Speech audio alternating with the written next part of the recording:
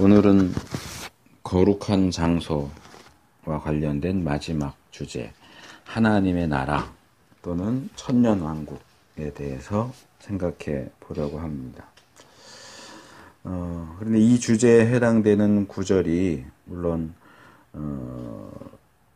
더 많은데 이제 우리는 이 거룩이라는 단어가 들어가 있는 구절에 국한해서 보기 때문에 수가 많이 줄기도 하지만, 그런데 이 하나님 나라 또는 천년왕국과 관련된 구절이 31개나 됩니다. 그래서 어떻게든 한 번에 좀 끝내보려고 했는데 도저히 시간이 예배 드리는 시간 내에 이 31개의 구절을 다 살펴보는 것이 불가능해져서 두 번에 나눠서 오늘과 다음 주일 두 번에 나눠서 살펴보려고 합니다.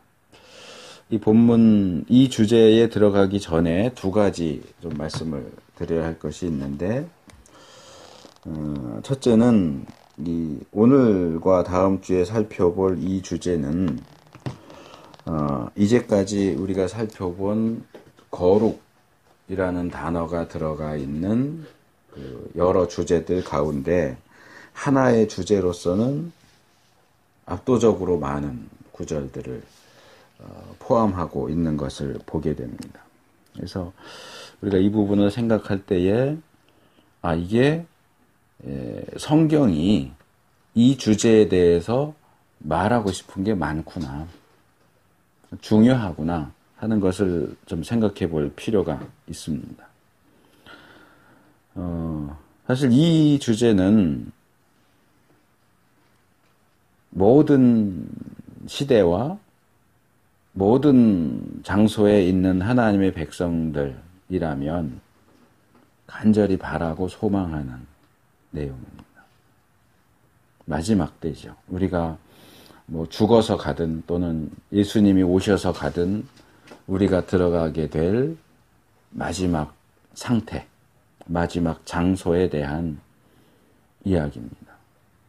우리가 하나님의 나라를 가보지 않았기 때문에 그 부분에 대한 그 언급이 성경에 많이 나오지 않지만, 그럼에도 불구하고 이 부분은 우리가 아주 신중하게 그리고 조심스럽게 또 소중하게 다뤄야 할 주제다 하는 것을 좀 생각을 할 필요가 있습니다. 둘째로 이 주제를 다루는 31개의 구절 가운데 신약에 속한 본문은 마지막에 살펴볼 요한계시록의 2구절밖에 없습니다. 그러니까 29개의 구절은 다 구약에 나오는 예언이죠. 근데 구절 수는 많은데 이 내용들이 나오는 책들의 수는 또 그렇게 많지가 않아요.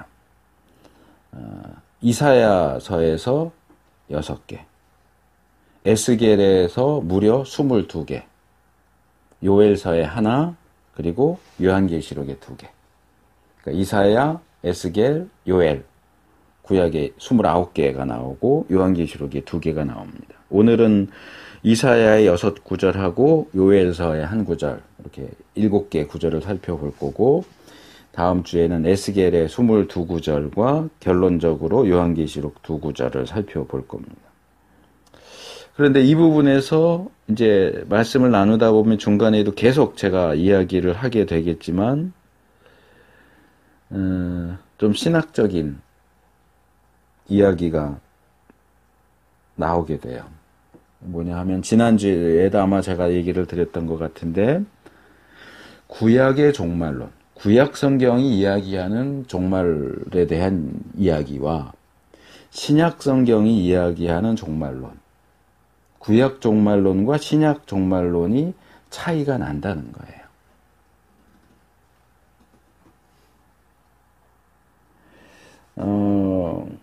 간단하게 말하면 구약의 본문들은 신약의 본문들보다 명확하지가 않습니다.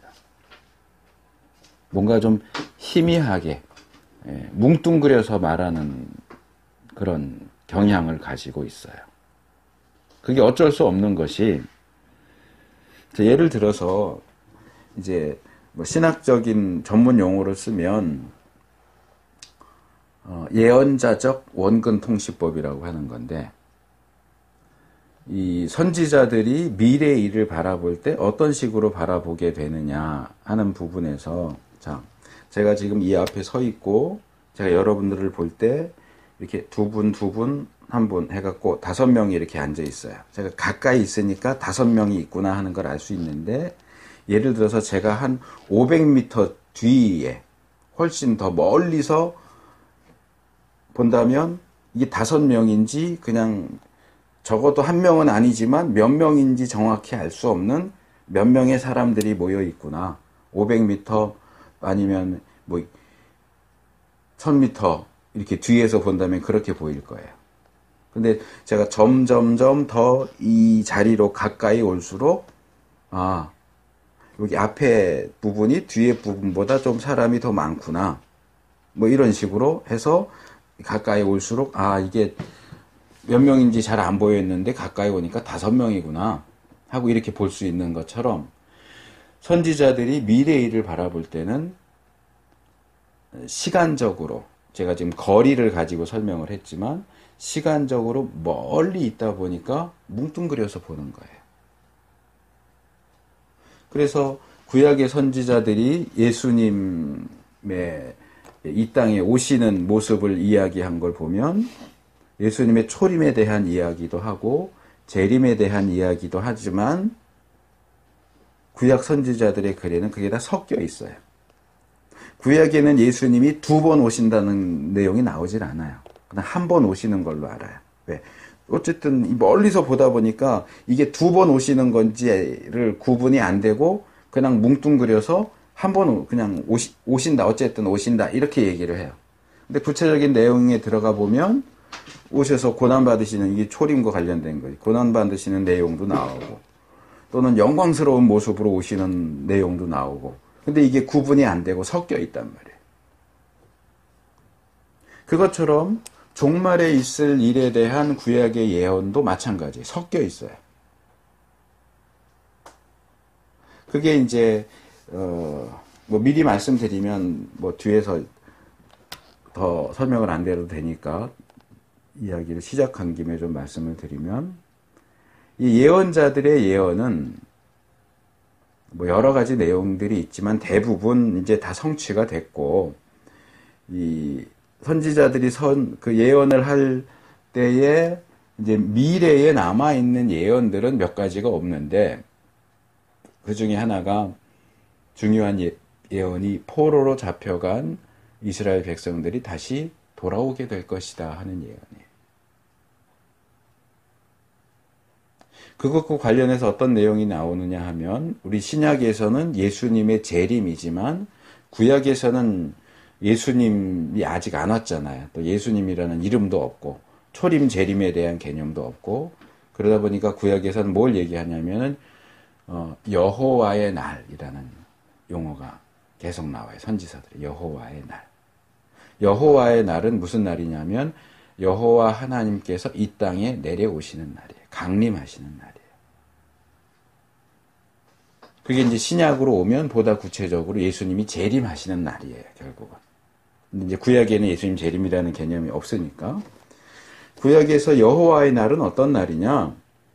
여호와 하나님께서 이 땅에 오셔서 고통받고 압제받던 하나님의 백성 이스라엘을 구원하시고, 이스라엘이라는 나라를 세계 최강대국으로 만드세요. 그리고 그동안 이스라엘을 괴롭혔던 모든 이방 나라들을 심판하시고 그들을 이스라엘의 종으로 삼으세요. 그리고 하나님께서 시온에서 왕이 되어서 이스라엘을 다스리시고, 이스라엘은 그 하나님의 직접적인 통치를 받는 나라가 되어서 모든 이방 나라들을 발 아래 두고 다스리는 그런 그림이 구약 종말론이 그리는 그림이에요. 그걸 아셔야 오늘 다룰 내용들, 다음 주는 조금 다른 이제 같은 그 미래의 이야기지만 오늘 다룰 주제하고 다음 주에 다룰 주제는 조금 달라요. 오늘 다룰 주제 그 본문들을 보려면 제대로 이해하려면 이 내용을 이해하셔야 돼요. 왜 이런 이야기가 나오는지.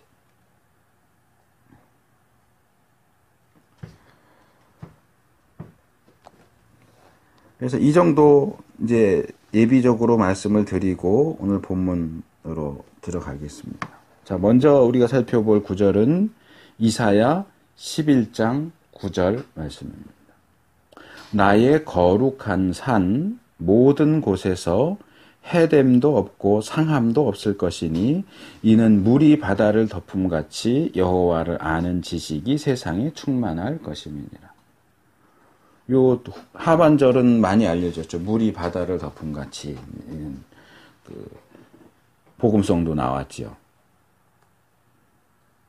자, 이 이사야 11장 9절에서 말하는 나의 거룩한 산은 기본적으로 성전이 있는 시온산을 가리키는 겁니다.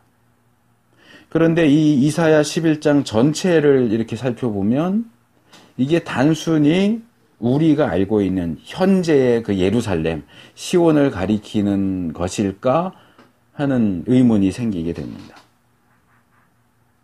일단 11장 1절부터 5절까지를 보면 지금 이 11장이 이야기하는 그 내용은 이새의 줄기 또는 이새의 뿌리에서 나올 열매. 그러니까 결국 예수님 메시아에 대한 얘기죠.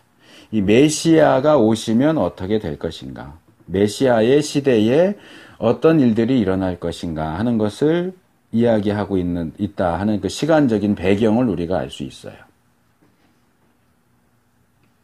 근데 이어지는 6절에서 8절, 물론 이 9절도 포함해서 6절에서 8절 내용을 보면 이거는 그래도 좀 알려진 건데 그냥 제가 요약해서 말씀드리면 이리가, 늑대가 어린 양과 표범이 어린 염소와 송아지가 어린 사자와 암소와 곰이 함께한다. 사자는 더 이상 고기를 먹지 않고 풀을 먹을 것이고 아이가 독사와 장난치고 독사굴에 손을 넣어도 해를 받지 않게 될 것이다. 이렇게 얘기해요. 그러면 우리가 역사적으로 볼 때 예수님이 2000년 전에 오셨잖아요. 그 메시아 시대란 말이에요. 그러면 그 예수님이 오시니까 여기서 말하는 것처럼 짐승들이 육식동물과 초식동물들이 서로 해치지 않고 같이 잘 놀고 아이가 독사하고 장난을 쳐도 다치지 않는 그런 일들이 일어났습니까? 2000년 전에? 아니거든요. 안 일어났단 말이에요. 그렇다면 여기서 말하는 메시아 시대는 구약에서는 아까 말한 것처럼 뭉뚱그려서 그냥 말하지만 신약적으로 말하면 이것은 예수님의 초림과 관련된 이야기가 아니고 재림과 관련된 얘기라는 거죠. 예수님이 재림하시면 하나님의 나라가 임하면 이런 일들이 일어나게 될 것이다. 우리 본문인 9절도 보면 이 앞부분에 나오는 이 하나님의 거룩한 산 모든 곳에서 해됨이나 상함이 없을 것이다 라고 하는 이 말씀은 요한계시록 21장 4절에 나오는 새 하늘과 새 땅에는 다시 사망이 없고 애통하는 것이나 곡하는 것이나 아픈 것이 다시 있지 아니하리니 하는 말씀과 짝을 이뤄요.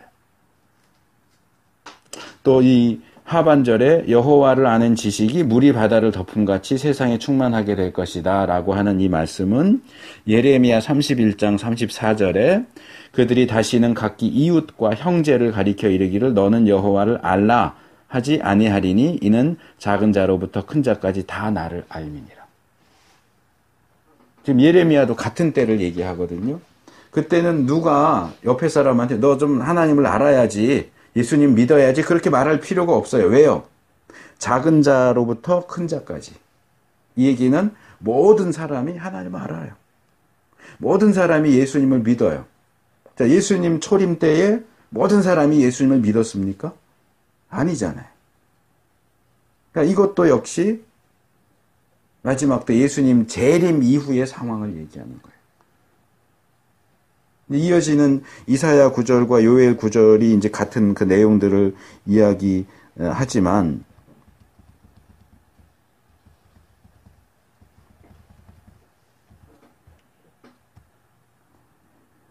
이 구약의 종말론에 있어서는 이게 마치 이제 포로 귀환 시대를 이야기하는 것 같지만, 뭐 실제로 그렇게 포로 귀환을 이야기하는 내용도 있고요. 그런데 포로 귀환을 이야기하는 것 같은데 실제 역사 속의 포로 귀환에서는 성취되는 내용을 볼 수 없는 그런 내용이 나온다는 거죠. 그것은 우리가 결국 마지막 때, 이 세상 마지막 때, 종말 때에 일어나는 일에 대한 예언으로 봐야 한다. 그래서 두 번째와 세 번째 구절을 보면 이사야 35장 8절, 거기 대로가 있어 그 길을 거룩한 길이라 일컫는 바 되리니 깨끗지 못한 자는 지나지 못하겠고 오직 구속함을 입은 자들을 위하여 있게 된 것이라 우매한 행위는 그 길을 범치 못할 것이며. 지금 이게 이제 내용이 뚝뚝 떨어져요. 이사야 11장, 35장, 52장, 그리고 아까 우리가 읽은 이제 60장, 이렇게 이제 뚝뚝뚝 떨어지기 때문에 그 중에서 이제 한 절만 보면 이게 무슨 얘기인가 알 수가 없어요. 그래서 이 11장 9절 말씀을 이해하려면 11장이 뭘 얘기하는가를 알아야 되고, 마찬가지로 35장 8절을 이해하려면 35장이 뭘 얘기하는가, 52장 1절을 이해하려면 52장이 뭘 얘기하는가, 이걸 전체적으로 이제 봐야 하는데, 그걸 자세하게 다룰 수는 없으니까 제가 간략하게 말씀을 드리면, 이 이사야 35장을 이렇게 읽어보면 이것도 역시 포로 귀환, 이제 70년 동안 바벨론의 포로 생활을 한 유다 백성들이 이제 다시 본토로 돌아올 것이다 라는 내용을 이야기하는 것처럼 보이는데, 문제는 이 35장 내용을 전반적으로 구체적으로 자세하게 읽어보면 이것은 종말 때 일어나는 일을 얘기하는구나 라는 걸 알 수 있어요. 자, 여기 거룩한 길, 그리고 이제 대로, 처음에 이제 대로가 있다. 그 길은 거룩한 길이다 그랬지. 같은 길이죠. 대로는 큰 길이죠. 큰 길. 번역을 대로라고 했지만 이거는 대로라, 크고 넓은 길이라기보다는 이건 이제 영어로 할 때는 하이웨이예요. 고속도로에 고속도로. 그러니까 잘 깔린 길이지. 잘 깔린 길. 가다가 뭐 걸려 넘어지고 이럴 것도 없이 아주 이렇게 잘 정비가 된 그런 도로를 가리키는 거예요. 근데 그 도로는 그냥 큰 길이 아니고, 그냥 고속도로가 아니고 거룩한 길이래요. 원래 그 이름은 그냥 큰 길이에요. 근데 그 길을 거룩한 길이라고 부르게 될 것이다 라고 얘기해요. 왜 그 길을 거룩한 길이라고 부르느냐? 중간쯤에 보면 여호와의 속량함을 받은, 여기는 이제 구속함을 받은 입은 자들이라고 되어 있고, 10절, 35장 10절을 보면 여호와의 속량함을 얻은 자들이, 그러니까 하나님이 구원하신 자들이 그 길을 갈 것이기 때문에 그래요.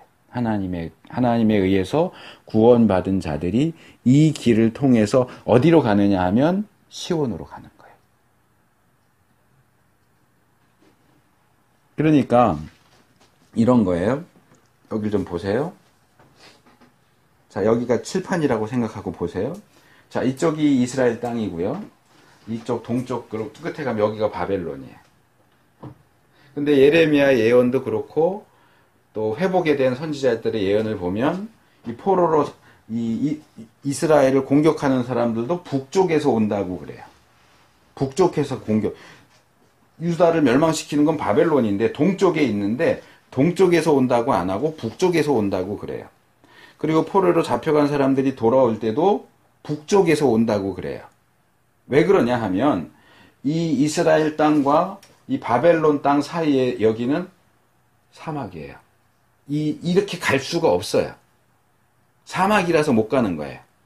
그래서 이제 고대 메소포타미아 그쪽을 보면 비옥한 초생달 지역이라고 하는 표현이 나오는데, 이렇게 초생달 모양으로 여기가 사람 사는 땅이에요. 여기는 사람이 살 수가 없어요. 그래서 바벨론이 이스라엘의 동쪽에 있지만 바벨론에서 포로들이 귀환할 때는 이렇게 못 와요. 이렇게 못 오고요. 이렇게 북서쪽으로 해갖고 이렇게 해서 내려오게 돼요. 그러니까 결국 올 때는 북쪽에서 오는 거죠. 군대도 공격하러 올 때 이렇게 못 와요. 올 수가 없어요. 여기 사막이기 때문에. 이렇게 올라가서 이렇게 내려와야 돼요.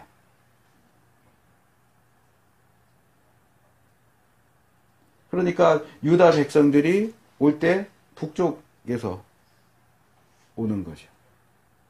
근데 이 본문이 얘기하는 건 뭐냐면 실제적으로 그런 건 아닌데 비유를 하는 거예요. 지금 돌아서 오는 거잖아요. 이렇게 오면 더 빠른데 이렇게 오면 빠른데 여기가 사막이기 때문에 이렇게 못 와요. 그래서 이렇게 삥 돌아서 온단 말이에요. 근데 하나님께서 포로로 잡혀간 사람들을 구원하시고 그들이 예루살렘으로 시온으로 돌아오게 하시는데 길을 내세요.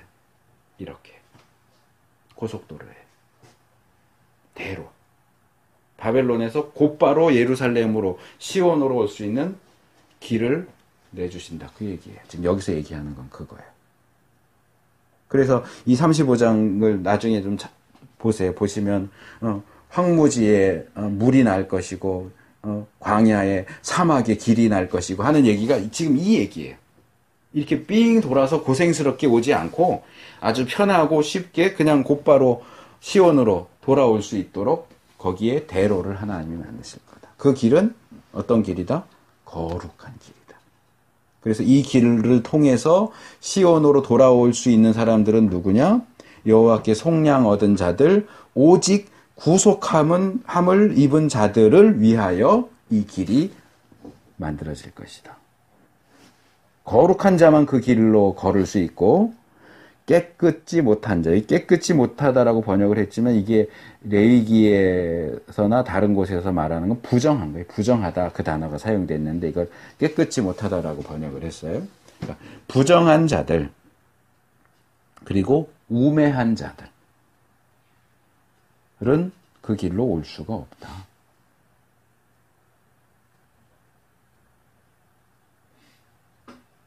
여기 우매한 자들이라고 하는 것도 좀 신학적인 설명이 필요해요. 이제 대표적으로 잠언을 볼 때, 잠언은 지혜를 많이 이야기하잖아요. 지혜자와 어리석은 자, 우매자. 간단하게 말하면 이거예요.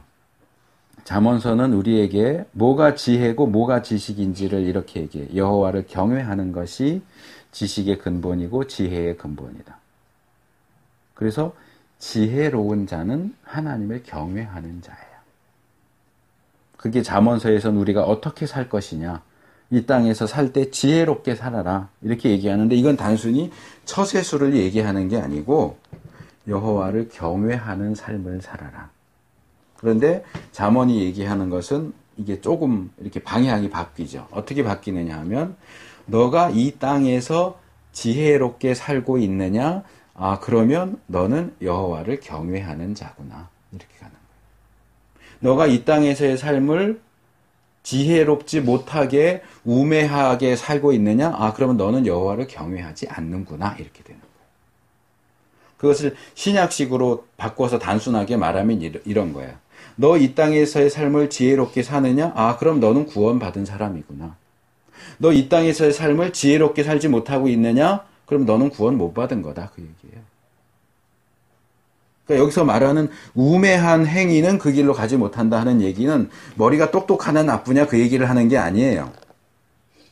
구원받은 하나님의 백성이냐 아니냐를 얘기하는 거예요. 깨끗이 못하냐 아니냐는 단순히 뭐 옷이 더럽냐 목욕을 했냐 아니냐 그런 얘기가 아니고 구원받아서 거룩하게 된 사람. 구원받아서 구원받은 사람답게 여호와를 경외하는 삶을 사는 사람은 그 하이웨이를 통해서 돌아오게 될 것이고 그렇지 않은 자는 그 길을 이용할 수가 없다. 그런데 이것도 역시 실제 역사를 보면 실제 포로 귀환과 관련된 얘기하고는 조금 거리가 있어요. 과연 포로에서 돌아온 사람들은 다 정결한 자들이고 다 지혜로운 자들이냐, 다 여호와를 경외하는 자들이냐, 그건 우리가 장담할 수가 없어요. 그리고 실제로 그 사막에 길이 만들어졌느냐? 아니야, 만들어진 적 없어요. 실제로 돌아올 때는 그렇게 이 사막을 관통하는 좋은 길이 아니라 평소처럼 이렇게 삥 돌아가지고 왔어요. 이게 상징적인 의미냐, 종말적인 의미냐, 여러 가지 뭐 논의가 될 수 있지만, 어쨌든, 그런 전체적인 논의들을 종합해서 말하자면, 이것은 일단은 1차적으로는 실제 역사 속에서의 포로 귀환을 얘기하는 것이기도 하면서, 2차적으로는 종말의 상황을 얘기하는 것이다. 그 다음에 이사야 52장 1절. 시온이여 깰지어다 깰지어다 내 힘을 입을지어다. 거룩한 성 예루살렘이여 내 아름다운 옷을 입을지어다. 이제부터 할례 받지 않은 자와 부정한 자가 다시는 내게로 들어옴이 없을 것임이니라.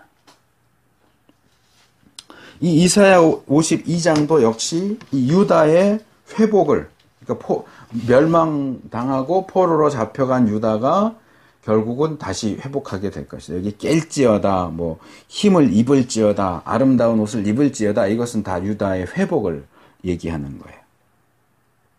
그리고 유다의 회복을 쭉 이야기하는 가운데 가장 핵심이 되는, 중심이 되는 대상이 뭐냐 하면 여기 1절이 말하는 거룩한 성 예루살렘. 유다 회복의 중심에 뭐가 있느냐? 거룩한 성 예루살렘이 회복되는 일이 나온다. 근데 이 이야기를 하면서 조금 전에 살펴본 35장 8절의 내용과 상당히 흡사한 내용이 나오죠. 자, 시온으로 돌아올 때 거룩한 길, 대로가 만들어지는데 그 길을 사용해서 통과할 수 있는 자는 구원받은 하나님의 백성뿐이다. 부정한 자나 우매한 자는 그 길을 사용할 수 없다라고 했는데, 여기는 이 회복된 거룩한 성 예루살렘에는 할례 받지 않은 자와 부정한 자가 다시는 이 예루살렘으로 들어올 수 없다 그래. 자, 문자적으로 볼 때 실제로 이런 일이 이스라엘이 회복된 다음에 유다가 포로에서 귀환한 이후에 실제로 시행됐느냐? 아니요. 예루살렘이 완전히 복구되지도 않았고, 거기는 지금 기독교와 유대교와 이슬람이 서로 이 성전이 있던 자리를 셋으로 나눠 가지고 있잖아요. 예루살렘 성에 할례 받지 못한 자가 누굴까요? 이방인이요. 부정한 자 역시도 이방인이에요. 뭐 여기에는 이스라엘 사람을 포함할 수도 있어요. 이스라엘 사람 중에서 또 정결한 자가 있고 부정한 자가 있을 테니까. 근데 이스라엘 사람이라면 다 할례를 받았을 테니까, 할례 받지 않은 자는 이방 사람을 가리키는 거고, 부정한 자는 이방 사람들과 함께 유대인들 중에도 부정한 자들이 있을 텐데, 어쨌든 단순하게 줄여서 말하면 거룩하지 못한 사람은, 구원받아서 거룩하게 되지 못한 사람은 이 회복된 예루살렘 성으로 들어올 수가 없어요.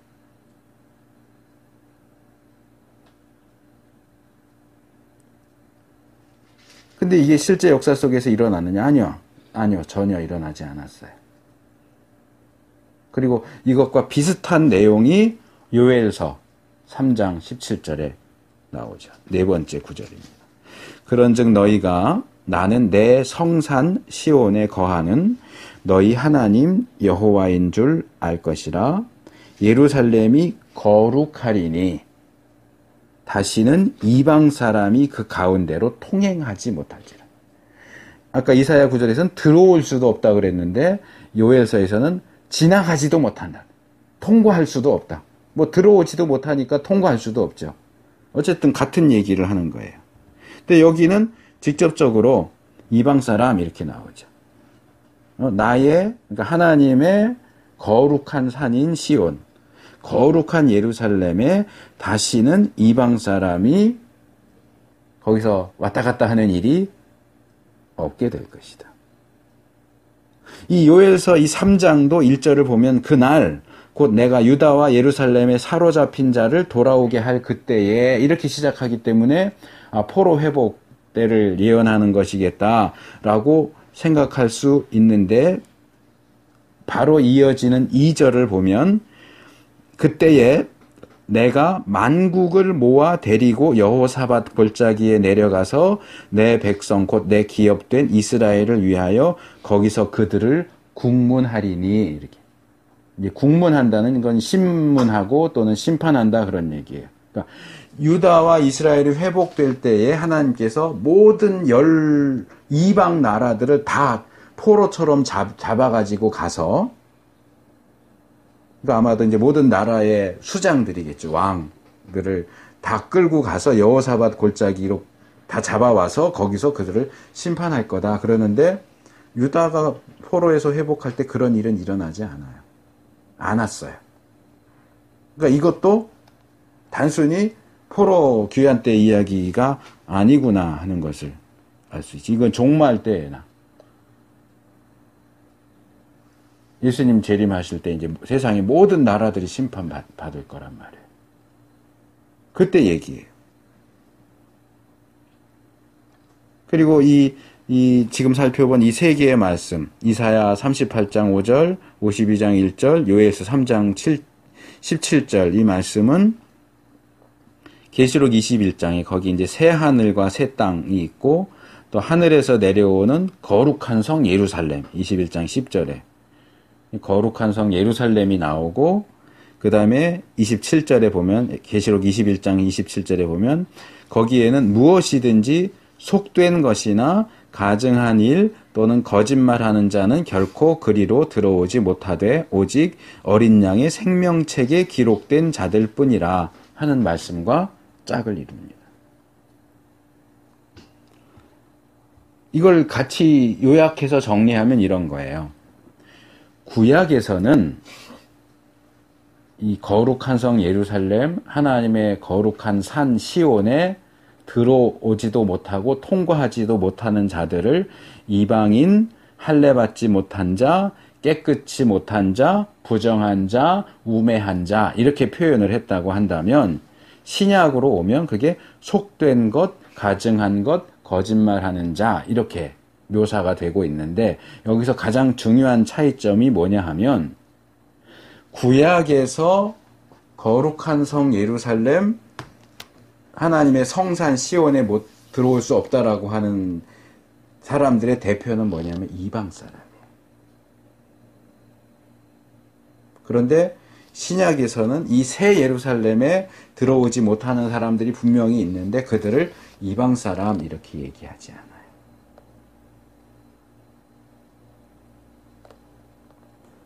인종적인 표현을 사용하지 않아요. 구약에서는 인종적인 표현을 써요. 유대 사람은 거기 들어가서 살 것이고 이방 사람은 거기 들어오지도 못해 라고 말하는데, 신약에서는 유대인은 거기 들어가고 이방인은 못 들어가, 그런 얘기를 절대로 하지 않아요. 누가 들어가요? 어린 양의 생명책에 기록된 자. 다시 말해서 예수님 믿는 사람은 들어가고 예수님 믿지 않는 자는 들어갈 수 없다 그 얘기예요. 그러니까 구약은 인종적인 측면에서 유대인은 들어가고 구원받은 유대인은 들어가고 구원받지 못한 이방인은 못 들어가 이렇게 말하는 반면에, 신약에서는 구원받은 그리스도인은 들어가고 구원받지 못한 불신자는 못 들어가고, 구원받은 그리스도인에는 이방인 출신 그리스도인과 유대인 출신 그리스도인이 같이 들어가요. 구약의 종말론에 의하면 하나님이 이 땅에 강림하셔도 우리는 거기 갈 수가 없어요. 예루살렘에 들어갈 수가 없어요. 왜? 우리 이방인이잖아요. 유대인 아니잖아요. 이게 구약 종말론이에요. 그런데 이거는 처음에 제가 설명드린 것처럼 구약의 선지자들이 멀리서 보고 얘기하다 보니까 지금 이 시대에, 내가 살고 있는 이 시대에 하나님의 백성은 유대인밖에 없어요. 선민이잖아요. 그리고 유대인을 제외한 모든 이방 민족은 이건 다 구원받을 수 없는, 멸망받을 지옥의 불쏘시개로나 쓰일 그런 존재들이지, 거룩한 성 예루살렘에 절대로 들어갈 수 없는 존재들이에요. 그런데 신약에 점점 가까이 오고 신약으로 들어오니까 뭘 얘기해요? 유대인이냐 이방인이냐는 중요하지 않아. 예수님을 믿느냐 안 믿느냐가 중요하지.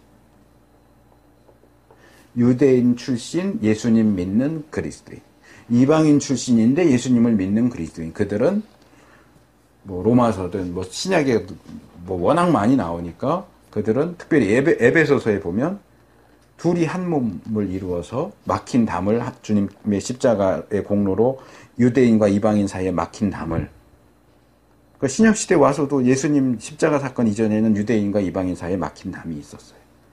그 구약 시대는 더더욱 그랬죠. 그런데 그 담을 예수님이 헐어버리셨어요. 그래서 유대인 출신 그리스도인과 이방인 출신 그리스도인을 더 이상 둘이 아닌 하나로 합쳐서, 그러니까 그냥 그리스도인이에요. 예수 믿는 사람, 구원받은 하나님의 백성이 거룩한 성 새 예루살렘에 들어가는 거예요. 믿지 않는 이방인은 물론이요, 믿지 않는 유대인도 거기 들어갈 수가 없어요. 내가 유대인 출신인데 왜 못 들어가? 아니요, 못 들어가요. 예수님 안 믿으면 못 들어가요. 유대인이라고 해서 다 들어가는 게 아니에요. 신약으로 오면 더 이상 혈통, 종족, 인종, 그 전혀 문제가 되지 않아요. 예수 믿어야 구원을 받죠.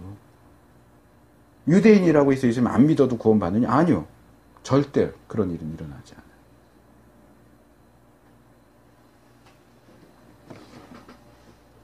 그게 구약과 신약의 차이고 변경된 상황이에요. 마지막 때에 하나님께서 다스리시는 그곳에는 하나님께 속한 자들만 들어올 수 있어요. 하나님 편이 아닌 것은 사람이 되었든 물건이 되었든 어떤 것도 그리로 들어갈 수 없어요. 그래서 지금 우리가 거룩한 장소에 대해서 살펴보지만 이 거룩한 장소 최종적인 최후의 거룩한 장소를 이야기하면서 거긴 누가 들어갈 수 있느냐라고 할 때 거룩한 사람만 들어간다. 사실 이게 우리가 받아야 되는 교훈이에요. 아, 그런 장소가 있구나. 이게 아니고 거긴 누구만 들어가느냐? 거룩한 사람만 들어가요. 부정한 자는 못 들어가요. 불신자는 못 들어가요. 거룩한 장소에는 그 거룩한 장소에 걸맞는 거룩한 사람만 들어가요.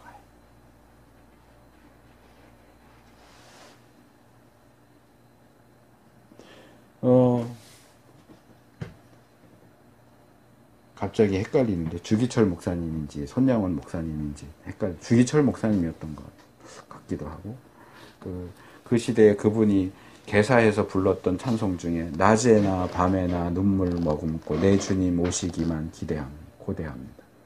먼 하늘 이상한 구름만 떠도 혹시 주님이 오시는가 보게 되고 이랬는데,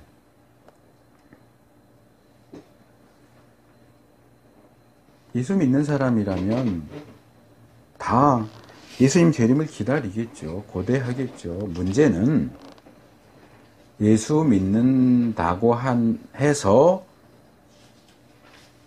그 사람들이 다 거룩한 사람이라고 할 수 있느냐는 거죠. 그래서 저는 구분해요. 교회 다니는 사람 교인이에요. 교인의 기준은 교회에 다닌다 밖에 없어요. 그 다음에 성도, 거룩한 무리죠. 그럼 교인은 모두 다 성도냐? 저는 그렇지 않다고 생각해요. 교회 출석하면 다 구원받느냐? 아니요. 그렇지 않다고 생각해요. 성도여야 새 예루살렘에 들어가요. 교인은 못 들어가요. 그래서 내가 교회 다녔는데, 그래서 내가 교회에서 직분이 모였는데, 그거는 예수 믿지 않는 유대인이 내가 아브라함의 자손인데 유대인인데 들여보내주세요 하는 거랑 똑같은 얘기예요. 예수님 믿지 않는 유대인은 구원받을 수 없어요. 더 이상. 구약시대에는 다르지만. 예수님을 교회는 다니는데 정말로 예수님을 믿지 않는 사람은 구원받을 수 없어요. 교회를 다녀도 소용이 없어요. 거기에 중요한 게 거룩이에요. 이제 우리가 아까 읽은 이사야 60장의 세 구절 한꺼번에 묶어서 말씀을 드리겠습니다. 아까 읽었기 때문에 다시 읽지는 않겠고요.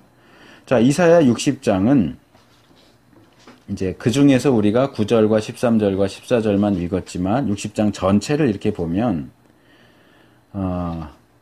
여호와께서 이 땅에 임하시는 날, 아까 말씀드린 여호와의 날에 대한 이야기입니다. 여호와의 날에 어떤 일들이 일어날 것인가. 특별히 우리가 선택한 이 세 개의 구절, 9절과 13절, 14절 이 세 구절은 그때 여호와의 날이 임했을 때에 이스라엘 나라와 시온 그리고 예루살렘이 어떻게 될 것인지에 대한 이야기입니다. 계속 제가 반복해서 말씀드리지만 구약적으로 표현하면 이건 이스라엘, 시온, 예루살렘이고요. 신약적으로 표현하면 새 하늘과 새 땅, 새 예루살렘인 겁니다. 자, 거기에는 자, 9절 이스라엘의 거룩한 자가 거기 계십니다. 하나님이죠. 이스라엘의 거룩한 자가 거기 계실 것이고 그분이 계시는 그곳은 13절에 내 거룩한 곳, 내가 나의 발 둘 곳 그렇게 불리게 됩니다. 그래서 거기 이방인들이 와요. 그 이방인들이 누구냐? 그러니까 9절에서는 섬들, 또 다시스의 배들, 그리고 원방 이렇게 이제 표현이 됐고요. 13절에서는 레바논의 영광 이렇게 됐고요. 14절에는 좀 더 구체적으로 가서 너를 괴롭게 하던 자의 자손. 절대로 이스라엘 사람이 아니겠죠. 그렇죠? 너를 괴롭게 하던 자의 자손, 그 다음에 너를 멸시하던 모든 자. 이스라엘의 원수들이에요. 이들이 은금을 싣고 와서 하나님께 드리고 잣나무와 소나무와 황양목을 가지고 와서 성전을 아름답고 영화롭게 꾸밀 것이고 그리고 이스라엘 사람들 앞에 너를 괴롭게 하던 자의 자손이 몸을 굽혀 내게 나오. 몸을 굽혀 나온다는 게 뭘까요? 그 종이, 노예가 주인한테 하는 방식이에요. 이렇게 서로 이렇게 단어가 생각이 안 나네, 갑자기. 이렇게 노예와 주인이 서로 이렇게 고개 딱 뻣뻣하게 세우고 서로 이렇게 마주 보면서 그렇게 가는 게 아니고, 노예는 이렇게 몸을 굽혀서 또는 무릎 걸음으로 그렇게 주인 앞에 나가듯이 과거에 이스라엘을 괴롭게 하던 자들의 자손이 그렇게 종처럼 노예로서 그렇게 몸을 굽혀서 너 앞에 나와서, 그리고 여기에는 너를 멸시하던 자도 포함돼요. 그래서 그들이 내 발 아래 엎드릴 거다. 굴복할 거다. 내 발 아래 엎드려서 당신들이 살고 있는 이곳은 여호와의 성읍이고 이스라엘의 거룩한 자의 시온입니다. 이렇게 말하게 될 것이다. 그런데 우리가 여기서 상당히 흥미로운 장면을 발견하게 됩니다. 우리가 조금 전에 살펴본 이사야 35장 8절, 52장 1절, 요엘서 3장 17절은 예루살렘과 시온에는 이방 사람들은 들어올 수도 없고 지나갈 수도 없다 그렇게 얘기했어요. 그런데 지금 여기 이사야 60장으로 오니까 이방 사람들이 예루살렘으로 와요. 예루살렘에 들어와요. 심지어는 그들이 가지고 온 좋은 목재를 가지고 성전을 아름답고 영화롭게 꾸미는 일까지 해요. 이게 어떻게 된 일이에요? 이방 사람들이 여호와를 섬기고 이스라엘 사람들을 섬기고 그들의 노예처럼 나타나는 이 모습을, 이 부분을 우리가 어떻게 이해해야 될까요? 여기서 다시 구약 종말론과 신약 종말론의 차이가 나오는 거예요. 구약 종말론은 내세에 대한 관념이 약해요.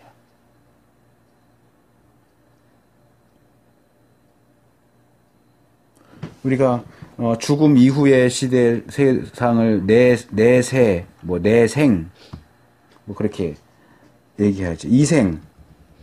이생과 내생. 이생, 우리가 살고 있는 이 세상, 내생, 오는 세상, 장차 올 세상. 근데 이것은 그냥 시간만 가면 오는 게 아니고 질적으로 전혀 달라요. 이생은 물질적인 세상이라면 내생은 영적인 세상이죠. 물론 물질적인 것도 포함하겠지만.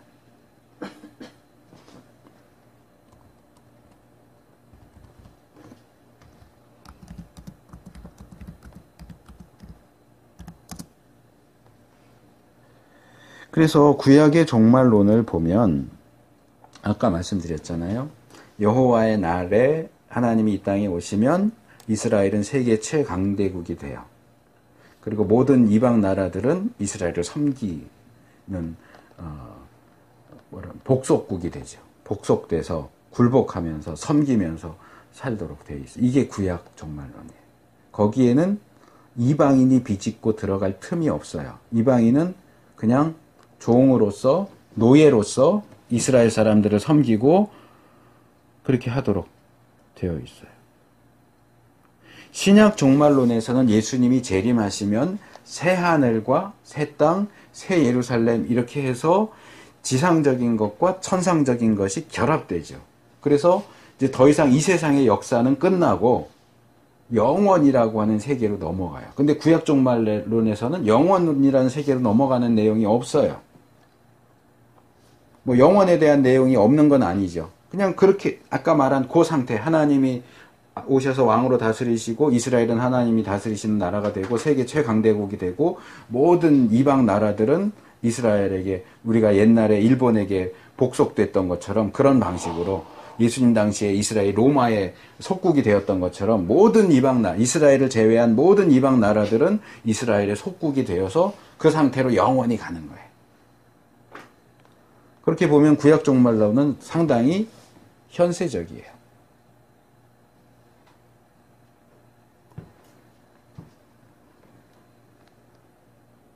이스라엘을 극적으로 반대하고 그들을 죽이려고 전쟁하러 온 사람들은 스가랴서에 있는 것처럼 하나님이 결국은 다 죽여버리세요.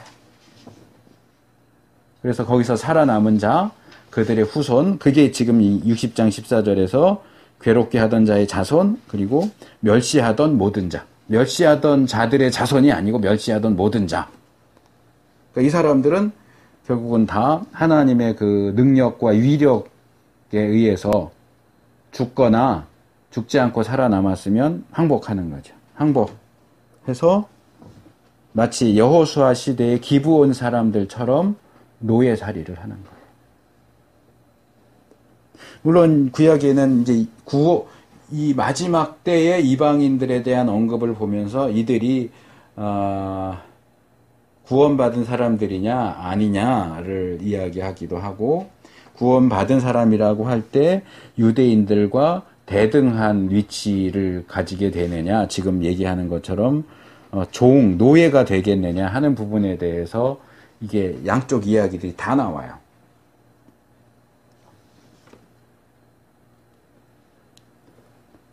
그래서 좀 정리가 필요하고, 지난번에 제가 말씀드렸던 저랑 대학 동기인 그 지금 한 세대 교수로 있는 임용섭 교수라고 구약 미국에서 공부하고 왔는데, 그 교수 박사 논문이 그거예요.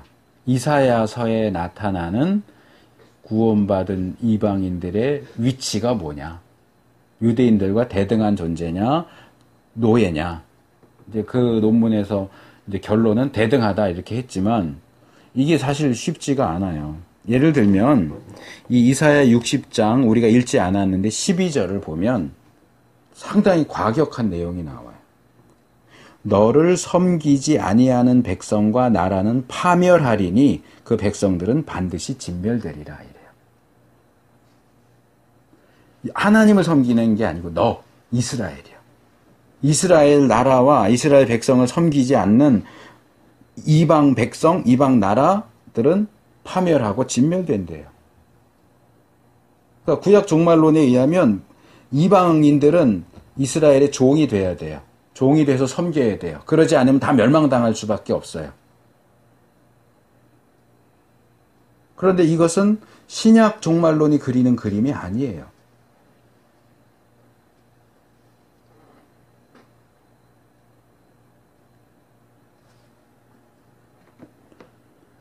이 구절들이 보여주는 모습은 요한계시록 21장 24절에서 26절에 비슷하게 나옵니다. 특별히 이 24절은 우리가 이사야 60장 9절과 짝을 이루죠. 거기 보면 만국과 땅의 왕들이 그들의 영광과 존귀를 가지고 새 예루살렘으로 들어온다. 그렇게 이야기합니다. 뭐 학자들 간의 견해가 여럿이 나뉘기는 했지만 그래도 일반적으로 말할 때 이 구절이 의미하는 것은 이 기존 세상에 있던 좋은 것들이 이 하나님 나라에 귀속될 것이다. 그런 의미로 보통 봅니다.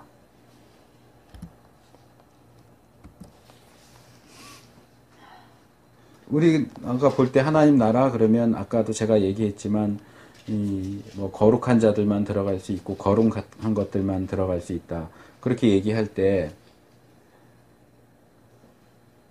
뭐 쉽게 이렇게 예를 들어볼까요? 자, 초콜릿은 거룩합니까? 아닙니까? 우리가 이 땅에서 얼마든지 볼 수 있는 물건이잖아요. 초콜릿을 거룩하다고 하지는 않아요. 그러면 하나님 나라에는 초콜릿이 있을까요? 없을까요?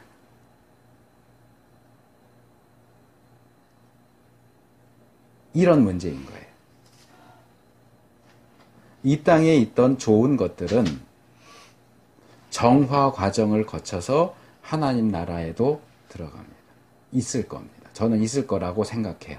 뭐 100% 확신하지는 못하지만 있을 거라고 생각해요. 마치 이 여호수아 시대에 여리고를 점령하고 여리고에서 구하게 될 좋은 것들, 이제 그게 이제 이 여호수아 6장에 보면 금, 은, 동철 이렇게 나와요. 금, 은, 동철 기구들. 그것들이 이 정화 과정을 거쳐서 여호와의 곳간에 드려지죠. 이방 성읍에 있던 것들인데 이방인들이 쓰던 건데 그것을 정화 깨끗하게 해서 하나님의 곳간에 드리는 모습이 여호수아 6장 17절에서 19절, 24절에 나와요.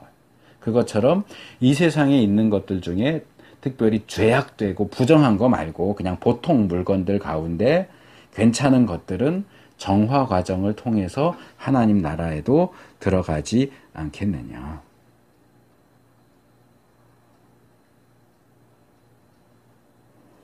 이제 여기서 문제가 되는 것은 여기에 등장하는 이 이방 사람들을 우리가 어떻게 봐야 하느냐는 거죠. 구약적으로 또는 엄밀하게 말해서 이사야 60장 14절에 의하면 이 이방인들은 구원받지 못하고 단지 유대인들의 종이 된, 노예가 된 사람들이다 이렇게 봐야 하겠죠. 그들이 구원받지 못한 자들이라면 아무리 영광과 존귀를 가지고 온다 할지라도 새 예루살렘으로 들어갈 수는 없어요. 근데 신약에서는 이들이 새 예루살렘으로 들어간다고 하는 걸로 봐서는 출신은 이방인이지만 예수님 믿어서 구원받은 이방인 그리스도인들이에요. 그래서 이렇게 구약과 신약이 이 종말의 상태에 대해서 묘사하는 것이 다를 때, 뭐 심지어는 반대되는 것처럼 보일 때 우리는 당연히 신약을 구약보다 더 위에 둬야 돼요. 구약 말씀 가지고 신약 말씀을 무시할 게 아니고 구약 말씀 위에 신약 말씀이 더 권위 있는 것으로 인정되어야 합니다. 왜냐하면 구약에서는 흐릿하게 봤던 것을 신약에서는 더 또렷하게 보고 묘사하고 있기 때문에 그렇습니다. 우리가 구약과 신약 모두 우리 기독교의 경전이지만 신약을 배제하고 구약만 가지고 이야기한다고 하면 그건 유대교 신학이 돼버려요. 기독교 신학이 아니에요. 그래서 우리가 저도 구약을 전공하고 하지만 우리가 구약을 볼 때는 늘 신약을 염두에 두고 신약의 렌즈로 구약을 보는 방식으로 해야 그게 기독교 신학이지 신약을 배제시키고 구약만 가지고 구약이 이렇게 돼 있는데 이렇게 하면 오늘날 유대인들이 이런 이사야 말씀을 들고 나와서 이방인들은 마지막 때 다 이스라엘을 섬겨야 돼. 안 그러면 다 망할 거야. 이렇게 얘기한다면 그건 잘못된 신학이에요.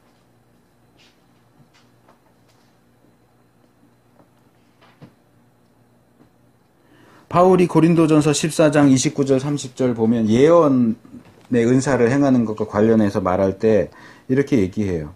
하나님이 예언의 말씀을 주셨어요. 이렇게 모여 있는데 한 사람이 하나님이 나에게 말씀을 주셨는데 하면서 예언을 막 하고 있는데 그 사람이 예언을 하고 있는 상황에서 또 다른 말씀이 다른 사람에게 주어졌어요.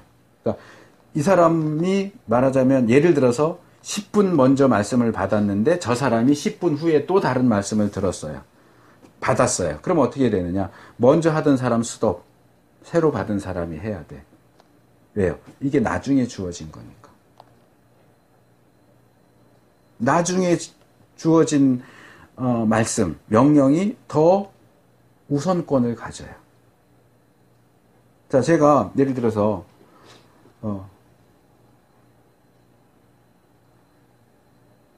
집사님한테 이것 좀 해주세요 했어요.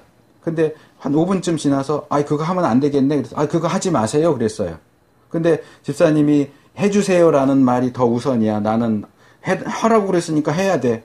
제가 안 하셔도 돼요라고 말했는데도 내가 먼저 해야 된다고 얘기했기 때문에 그걸 해야 돼 하고 계속 그걸 한다면 그럼 문제가 생기는 거 아니에요? 먼저는 해야 하는 것이 필요하다고 생각이 돼서 해주세요 그랬다가 다시 생각해 보니까 안 해도 되겠어. 그럼 하지 마세요. 그러면 어느 게 더 중요해요? 어느 게 더 중요하게 받아들여져야 되는 부탁이에요? 나중에 나오는 거잖아요. 예언의 말씀도 마찬가지예요. 구약과 신약의 관계도 마찬가지예요. 구약에서 이렇게 뭉뚱그려서 얘기했는데 신약에서 더 또렷하고 분명하게 얘기가 나오면 신약의 말씀이 우선적인 거예요. 그래서 제가 요즘엔 별로 얘기 안 했지만 종종 얘기했던 것처럼 요즘에 지금도 계속 그 새가 불려지고 있는 것 같은데 그 이스라엘 회복 운동, 백투 예루살렘, 이 알리야 운동 위험하다고 말하는 게 그거예요. 그 사람들이 신약을 얘기 안 하느냐면 해요. 하기는 하는데 특별히 이스라엘과 이방인의 관계에 대한 바울의 이야기는 별로 다루지 않아요. 제가 볼 때 그 사람들이 주장하는 건 유대교 신학이에요.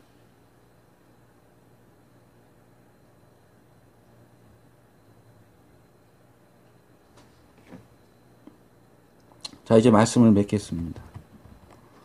자, 이제까지 살펴본 내용을 요약하면 마지막 하나님의 나라에는 이 세상의 악한 것들은 사람이 되었던 물건이 되었던 모두 배제될 겁니다. 좋은 것들, 거룩한 것들, 정결한 것들만 거기 들어가게 될 것입니다. 사실 구약에서는 이렇게 막 섞여 있지만 신약적으로 말하면 최후의 심판 이후에는 모든 사람들의 운명이 결정되죠. 천국이냐 지옥이냐 결정되기 때문에 왔다 갔다 할 수가 없어요. 그러니까 지옥 갈 사람들은 다 지옥 갔기 때문에 더 이상 부정하거나 불신자라든가 이런 사람들이 예루살렘 근처에 나타날 일이 없다고요. 그 부자와 나사로 비유에 보면 거기 아브라함이 그런 말을 하잖아요. 너 있는 곳과 나 있는 곳 사이에는 커다란 구렁이 있어서 왕래할 수 없다 그러잖아요. 천국과 지옥 사이는 왕래가 불가능해요. 그래서 하나님의 백성된 자들은 인종적인 유대인을 가리키는 게 아니고 믿음 안에서 구원받은 이 인종을 초월한, 종족을 초월한 사람들, 유대인, 그리스도인, 이방인, 그리스도인 모두가 거기 들어가서 하나님이 마련해 주신 좋은 것들을 누리면서 영원히 살게 될 겁니다. 이때를 소망하고 이때를 기다리면서 준비하면서 살아야 됩니다. 그리고 아까 말씀드렸던 것처럼 이 거룩한 곳에는 구원받은 거룩한 자만 들어갑니다.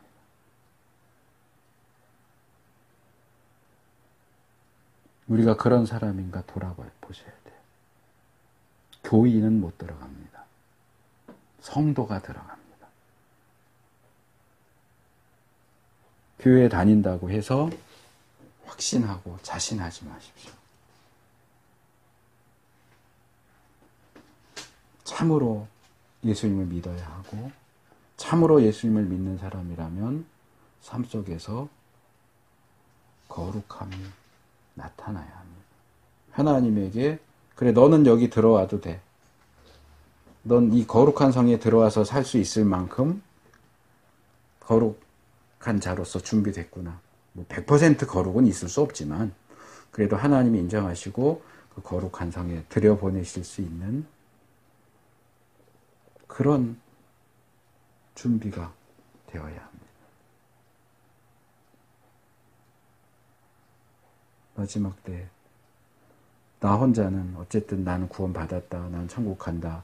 그러면서 살았는데 주님 오셨는데 마태복음 6장인가에 거기 나오는 것처럼 주여 주여 우리가 주의 이름으로 귀신도 내쫓았고 뭐도 했어요. 제가 잘했죠.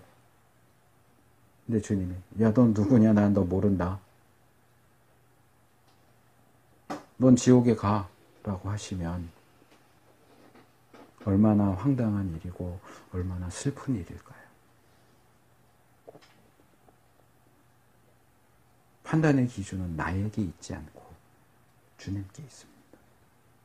주님이 우리에게 말씀을 통해서 제시해 주시는 그 기준을 바라보고 그 기준을 따라잡기 위해서 노력해요.